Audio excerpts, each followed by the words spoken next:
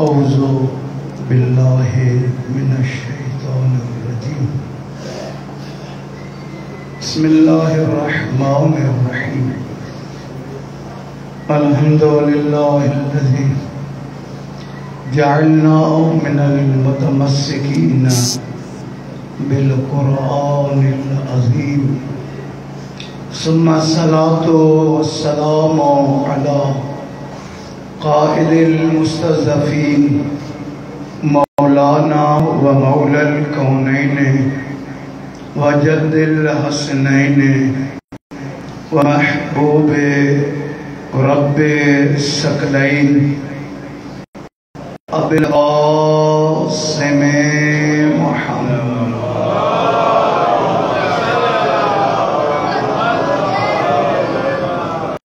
व अला तय्यबीन ताहिरीन अल मासूमीन सियमा बक़ियतिल्लाहि फिल अरज़ीन। अल्लाहुम्मा लअना वल ज़ालिमिन ज़लमा हक़्क़ मुहम्मदिन व आलि मुहम्मद व आखिर ताबिअन लहू अला ज़ालिक व मुनकिरि फ़ज़ाइलिहिम व मनाक़िबिहिम व गासिबि हुक़ूक़िहिम मिनल आन इला क़ियामि यौमिद्दीन। अम्मा बअदु क़ालल हकीम फ़ी क़ुरआनिल अज़ीम। बिस्मिल्लाहिर्रहमानिर्रहीम। व क़ज़ा रब्बुका अल्ला तअबुदूहु इल्ला इय्याहु व बिल वालिदैनि इहसाना। व क़ाल अलैहिस्सलातु वस्सलाम हुमा जन्नतु हुमा नारु। सलवात पढ़ो बावाज़े बुलंद आवाज़।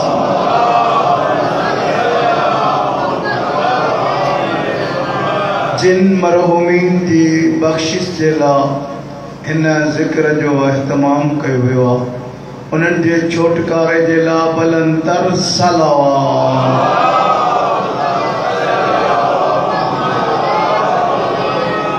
इन्हनि बानी जे मरहूमीन पंहिंजे पंहिंजे मरहूमीन ऐं उहे हज़रात जिन जो कोई फातिहा पढ़ण वारो न बचो, जिन राहे अहल बैत में अल्लाह ताला कुर्बान करे जामे शहादत नोश कयनि, उन्हनि सभिनी के मुंहिंजे वालिदैन के भी शामिल कयो। हिकु मरतबो सूरे अल हम्द ऐं 3 मरतबा सूरे कुल अल्लाह जी तिलावत।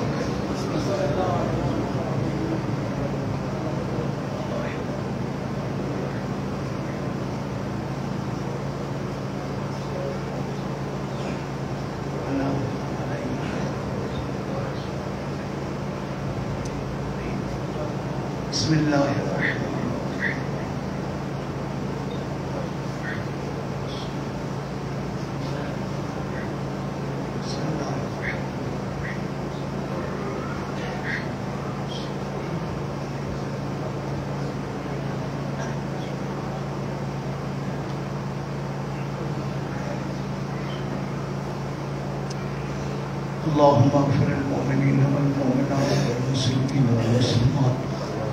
अल-अहयाअ मिनहुम इन्नका मुजीबु दुआ इन्नका अला कुल्लि शैइन क़दीर। सलवात।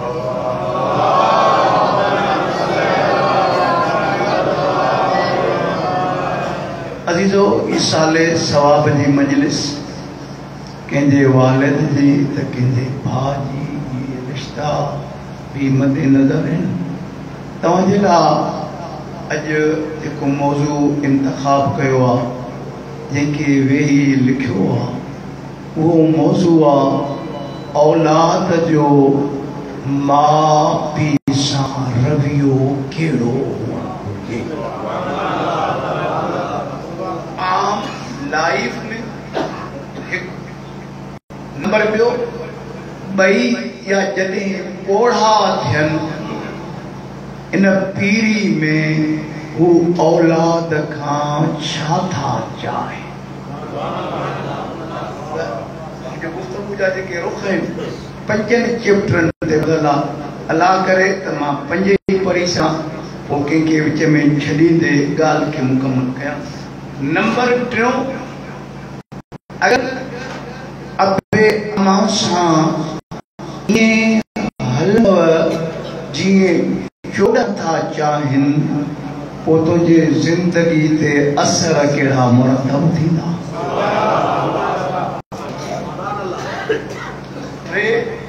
नंबर 4, जेकॾहिं पीउ माउ सां ॾंदी ॾींदे न फरमानी कंदे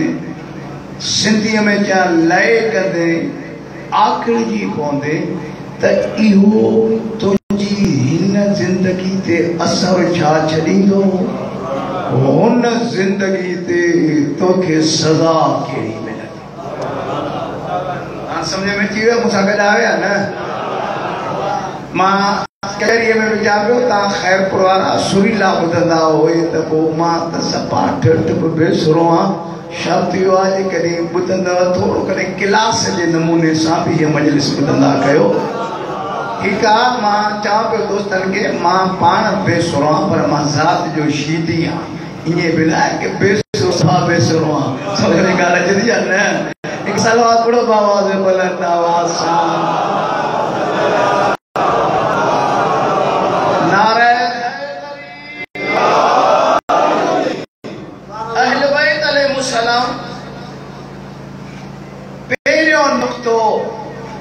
औलाद के जेको ॿुधायो आहे, अगर मातमिया अगर अली जो हुबदार अगर अहल बैत जो सचो आशिक त पोइ 14 चवनी था त माउ ऐं पीउ जो एहतराम कर।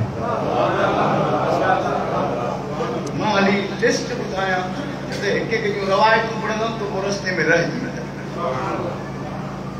अगर अली जो आहे त माउ ऐं पीउ अबे ऐं अम्मा जो एहतराम।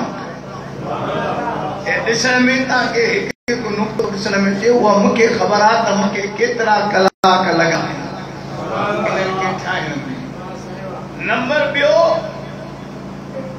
जॾहिं बि हिननि सां ॻाल्हाए सैयद था अदब सां ओ जवान मता आकड़ करे, मता चे मां सोहणा, मता चे मां पढ़ियल लिखियल, मता चे मां इंजीनियर, मता चे मां डॉक्टर। ये सब पोस्टूं पंहिंजी जगह ते, मगर ही अदब जो मत। सैयद चवनि था जॾहिं बि इन्हनि सां ॻाल्हायो त लिस्ट भी गणी था वञो। मां फुर्सत मिली हर एक जे एवज़ में आयात ऐं अहादीस भी न कंदुमि। ख़ाली वो सिंधीअ में चवां असाइनमेंट ॿुधाईंदो वञा जेके यूनिवर्सिटी में पढ़िया हो, असाइनमेंट ॾींदा उस्ताद ताकि वो उन ते जो कमु कयो। हाली असाइनमेंट। नंबर 2, 14 चवनि था जॾहिं वेठो हुजे इहे ॿई अचनि या हिकु अचे त उन्हनि जे उथी बि इस्तक़बाल। वेठो न हुजो, ख़बर पए त ही हुसैन जे मातमीअ जो इस्तक़बाल कयो। नंबर 4, अगर गॾु वेठा अथई या साम्हूं वेठा अथई त 14 चवनि था त इन्हनि ॾे मोहबत भरी नज़र करे ॾिस, छो त इन्हनि ॾे ॾिसण बि इबादत आहे। 4, नंबर 5, सलावत आवाज़ बुलंद आवाज़।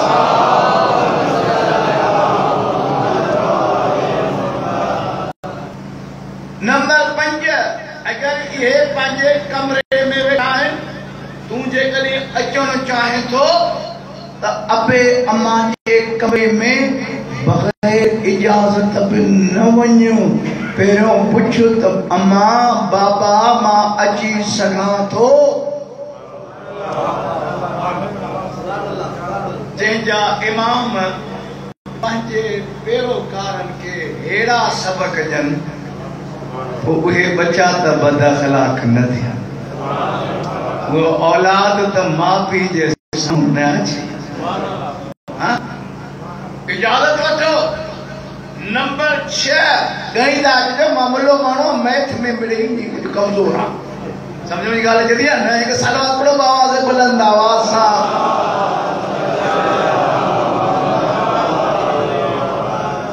नंबर 6 जॾहिं बि हिन सां मिले या ॻाल्हाए निवड़त सां आजिज़ीअ सां। हिते लय न हलंदी, हिते टगर न हलंदी, हिते वॾाई न हलंदी। हे दुआ जो मक़ाम अथई। अहिड़ो निवड़ सां पेश अचो जो तुंहिंजे चवण खां अॻ में अमड़ हथ खणी मथे मुंहिंजा अल्लाह हिन खे कोसो आहे लॻे।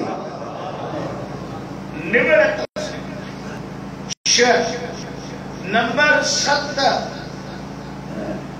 हमेशा कोशिश इहा कर त इन्हनि खे ख़ुशि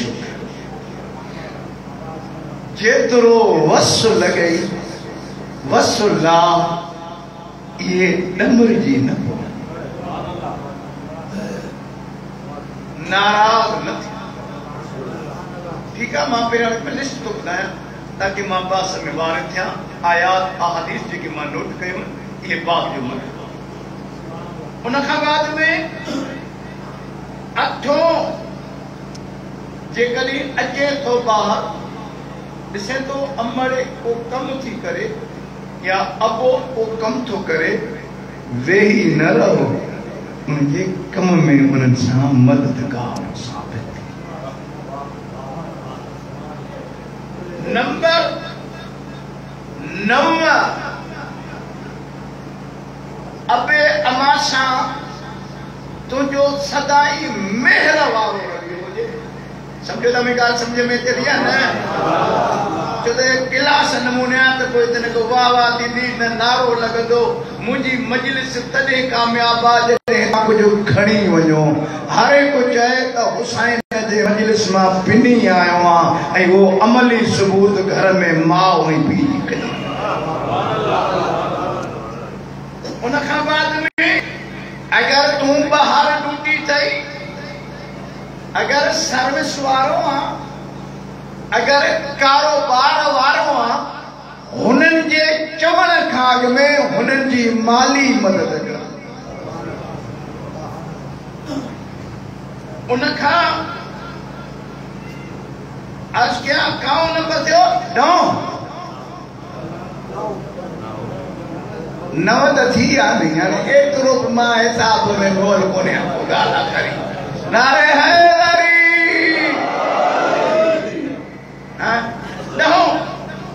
ओ जवान पुट ऐं धीउ जे लाइ नियापो छुटाए जो आहे। घर में अहिड़ो माहौल पैदा न कर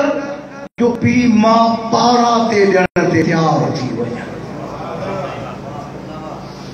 कॾहिं कॾहिं को अहिड़ो कमु थी पवंदो आहे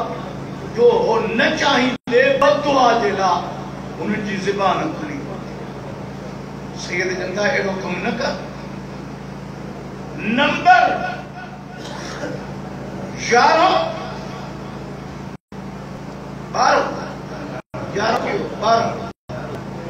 कॾहिं बि घरूली जिंदगी में 14 चवनि था हिननि सां तकिड़ो बि न ॻाल्हाए। नंबर 13 कॾहिं बि हिननि सां बदख़ुल्की न कंदो। नंबर 14 अहिड़ो कमु न कर जो ही तोखां बेज़ारी जो ऐलान कर। ठीक से हाणे वरी इहो नॉर्मल जिंदगी में हाणे वरी जॾहिं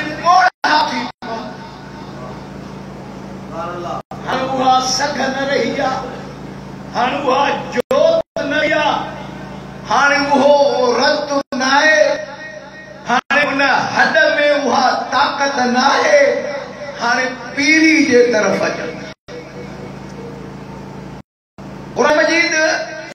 इन तरफ़ इशारो करे थो जॾहिं ॿोढ़ा थियनि किलाहुमा औ इहदाहुमा क़ुरान चए थो वला तकिलहुमा उफ़िन पोइ उफ़ बि न चओ वो उम्र जो तकाज़ो आहे सिंधीअ में अञा वाज़िह कयां इन में चिड़चिड़ापन बि ईंदनि काल बि ईंदनि बुचा बि ईंदव गारियूं बि ॾींदव पर हाणे तोखे हक़ नाहे पीरी जो तकाज़ो आहे वलहू कौलन करीमा हाणे तूं हो जेॾो तिखो थी ॻाल्हाइनि एॾो मिठो थी ॻाल्हा सूत ॾे त हुसैन जो माती पी मां सां कीअं ॻाल्हाए पीरी जो तकाज़ो उम्र जो तकाज़ो आहे इंसान जवानी खां पोइ पीरी ॾे ईंदो आहे पोइ उन जो कुझु मिज़ाज ॿाराणो थी पवंदो आहे नफ़्सियात उन जी ॿाराणी थी पवंदी आहे लहू कौलन करीमा मिठो थी ॻाल्हाए वला तनहरहुमा मता इन उम्र में इन्हनि ॿिन्ही खे या हिक खे दड़को ॾे ये ॾिसो क़ुरान मजीद ऐं अहले बैत कीअं तव्हांखे ॾिसणु चाहिनि था इहो रवैयो अहिड़ो अंदाज़ उन खां बाद में रफ़्तार में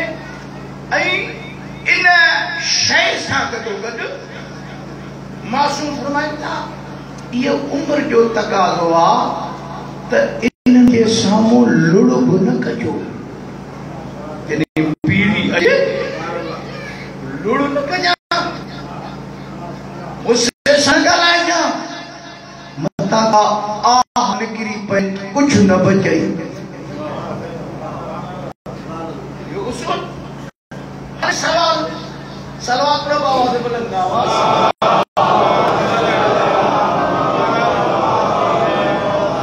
जो है इंसान लालची आहे उचे तो शुजाई जे कई थी मां ऐं बी सां ईअं हलण जी तूं थो चए वो ईअं करण जा हिन दुनिया में भी के असर मुरत थींदा या सिंधीअ में जा को फ़ाइदो भी मिलंदो जो इंसान लालची आहे जेके सभु उसूल ॿुधाए लेकिन ईअं कयूं दुनिया में को असर को फ़ाइदो हाँ ॿुधो 15 असर मुरतब थींदे दुनिया 5 असर थींदे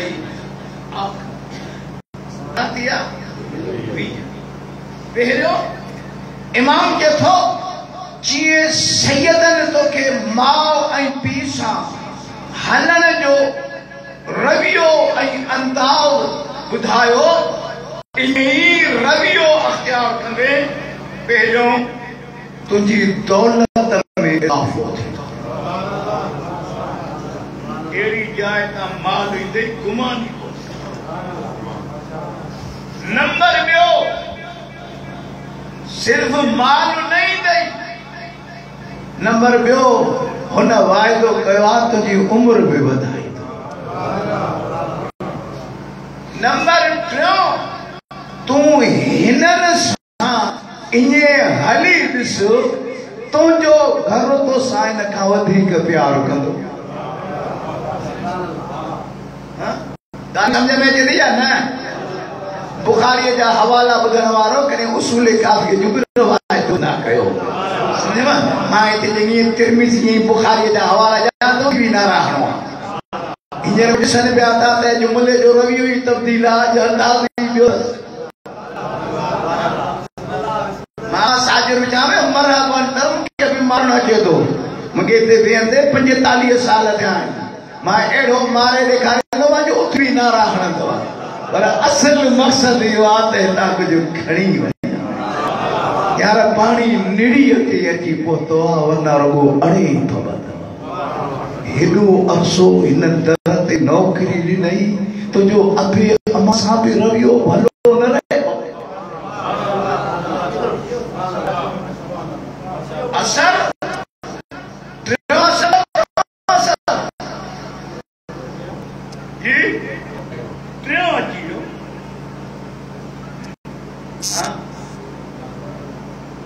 मगाल समझ में कान थी अचे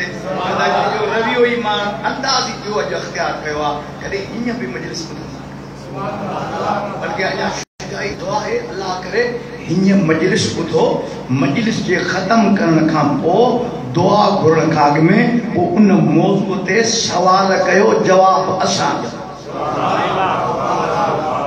मजलिसूं तव्हांजा मुंझारा आहिनि हे मजलिसूं तव्हां में ॻाल्हाइण जी ज़रूरत पैदा कनि हे मजलिसूं तव्हांखे सोच ॾियनि अखियूं ॿूटे कंहिंजे पोयां न लॻो न अचणु ऐब आहे सिखणु कोई ऐब कोन्हे को मौक़ो पैदा कयो ख़ुदा करे ही मजलिसूं क्लास वारो किरदार अदा कनि त अर्ज़ कयां टे थी विया चौथों जेकॾहिं तूं हिननि जी ख़िदमत कंदे यकीन ॼाण तुंहिंजो औलाद तोसां ईअं ई पेश ईंदो सब करे त औलाद तोसां नंबर 5 दुनिया में पंजो असर अबे अमा सां इने हरीस सैयद वाइदो कनि था तुंहिंजे साह निकिरण जी घड़ी सवली थी सकरात जे सख्तीअ खां महफूज़ हूंदे उन्हनि खां पुछजे ॾुखियो मौत जहिड़ो थिए सैयद चवनि था जवान तूं माउ पीउ सां भलो हली त ॾिस तुंहिंजे मौत जी घड़ी आसान सिर्फ़ ऐसी न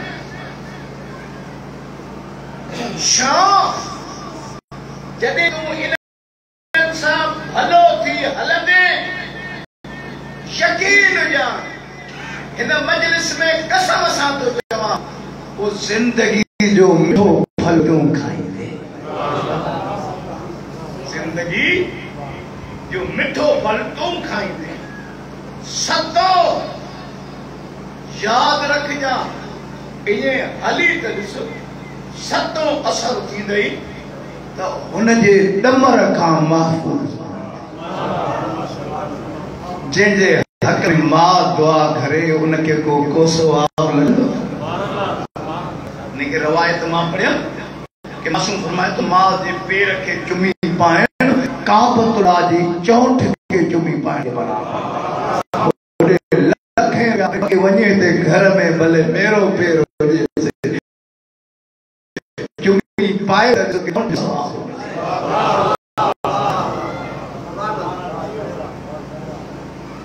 उनखां बाद में रुगो हुनजे कहर खां महफूज़ न रहंदे हुनजी रहमत तुंहिंजे शामिल हाल थिए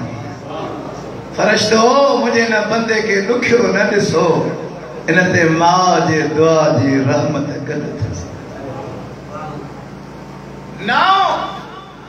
सिर्फ़ इहे दुआऊं रहमतुनि सां गॾोगॾु पीउ मां सां इन हलंदे जीअं मां ॿुधायो घणा रुख ॿुधाया 20 ॿुधाया 20 तरीक़नि सां जेकॾहिं मिले पोइ हू वाइदो थो करे त ख़ताऊं बि माफ़ कंदो बसि ऐं ख़ताऊं माफ़ कंदे न पीउ मां जो क़दुरु करे ॾिस हो चए थो तुंहिंजा अमल बि क़बूल कंदो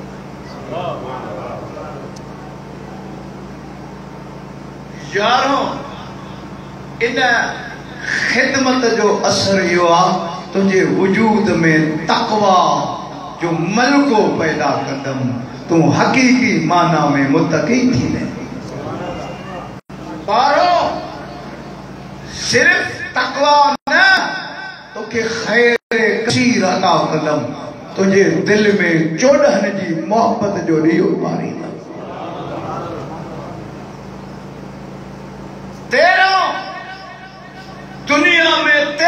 असर यो थींदो याद रखजा कदे भी तंग दस्ती तुझे वे नहीं छोड़ो याद रखजा हे तो सा प्यार कंदा एक दास्तान बुधाए हो सा गड आयो या ना माता के जो सब बोर कयो हे हेरियूं गालियूं करे मां बिचा तो ते गर्मी भी आए मां पे हरू जज्बाती थी पवा ताम को बटे जज्बाती नारा हणो वरी चुप थी वञो पो या गाल भली ना है या इस बीच आखिरी मजलिस नहीं हले चवण किताब में दास्तान तो पढ़ा एकड़ो जवान करबला का 40 मेल परेगा इश्क हुंदो से कमदो गोराड़ो जो कम कंदो असां टिंचियूं ए रेडियूं उन ज़माने में गदा ते खणी कम के करंदो सां पर हिक ख़ुसूसियत या हुंदी असे महीने खत्म थियण खां पोइ हिकु दफ़ो हुसैन जी ज़ियारत मोकल कंदो या साथ दिन मोकल कंदा ओ मोकल कंदो शबीर जी ज़ियारत तैयार थियो ओड़ी मां हुजेस अब्बा कादे अमा करबला मुखे ते खणी हले गदा एडी कमजोरी जो बिनी के खणी न पई सके मां के कुल्हन ते विहारे करबला पहुतो खुदा ता के करबला जी ज़ियारत नसीब करे ता जे सदके मुखे भी यो दरवरी जुमाए अजीजो यो करबला बाबे किबला खा जने करबला में दाखिल थी तो इमाम हुसैन अलैहि सलाम जो कुमत दिसण में तो हे जवान मां बोड़ी कंते आ कुमत के ऋषि जे अस्सलाम अलैक या अब्दुल्लाह हुसैन नौकर जो सलाम व अलैक सलाम शबीर तोते भी सलाम सजी करबला में थथलो मचियो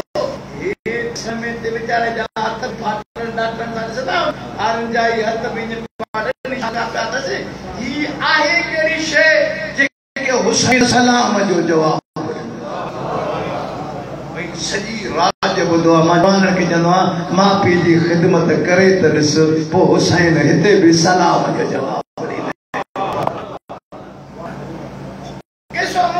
छा कने अजी जी मां की केड़ो कमा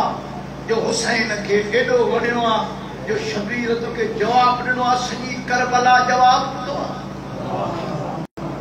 रोई के तो बियो त कोई खास कोने को हे अमरे गुले ते खणी शबीर ज़ियारत कराई आ के आरे पटियो कि इन अवधि का अमल छा थी सके तो मां जो कदर कया शबीर तो जो कदर कयो जवानो मां भी जो कदर कयो अजके के अहले बैत मांजो कंदे जदी सैयद मांजो कयई तो वो हुसैन जो खुदा राजी थी पाए ठीक से बंदा सर दुनिया में आखिरत में जुदाई साहब छा थी दो पहिरियों असर देखो फरिश्तो तुंहिंजो रूह वठण ईंदो वो खिलंदो ऐं मुस्कुराईंदो ईंदो घबराइजा न मां तुंहिंजे लाइ खौफनाक थी न आयो आहियां मां तुंहिंजे लाइ खुश ख़बरी खणी आयो आहियां बस तूं हल चोॾहं तुंहिंजो इस्तक़बाल कर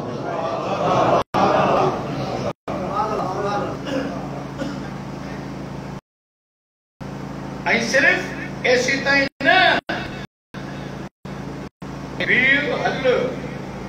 हलन जी लिस्ट में भी जेके जन्नत में दाखिल थींदा हल तो होते हुनन जो कदर बा अज हुनन जी दुआओं जो असर ॾिस ठीक है एक सलावत पढ़ो बाबा से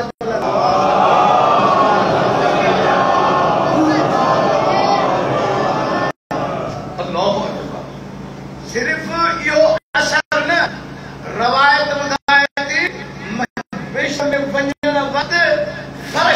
चवंदई भले जिंदगी में हज न कयो हुजई तो हुन जो कदर कयो आ करीम चयो आ हिन जे नामे अमाल में हज जो सवाब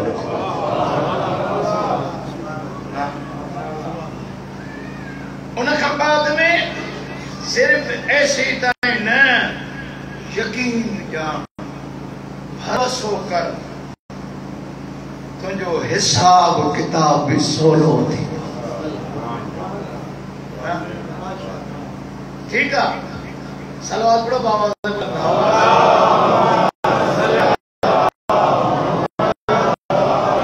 हाणे तो पीछे मां चाहतो ये जो बात उठाया सचो कंप्लीट कर की तो मोली साहब ई तो बड़ा ज़ाहिर बुधायो बड़ो भाई तवा जे